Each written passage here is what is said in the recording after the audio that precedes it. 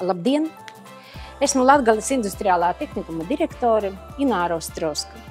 Jau 15 gadus es strādāju šajā brīnišķīgajā komandā, šajā tehnikumā, audzinot nākošos speciālistus, tehniķus, meistarus.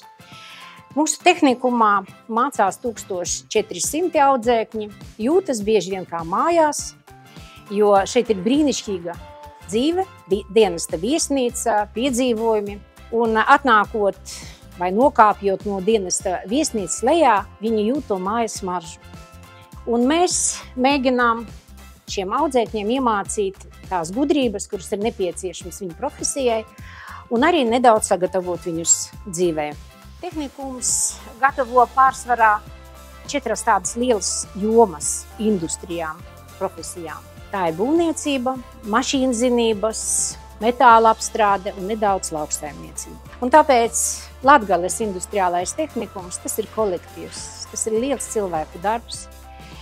Mēs mīlam savu darbu, mēs ļoti augstam to. Gribētu atgādināt arī mums visiem, kā jaunieši, kuri pabeidz mūsu mācību iestādi, viņi iet strādāt mūsu valsts labā. Viņi attīsta mūsu Latviju. Latvijai ir vajadzīgi lieli uzņēmumi, lai mēs beidzot izrautos un būtu vadošie šajā reģionā.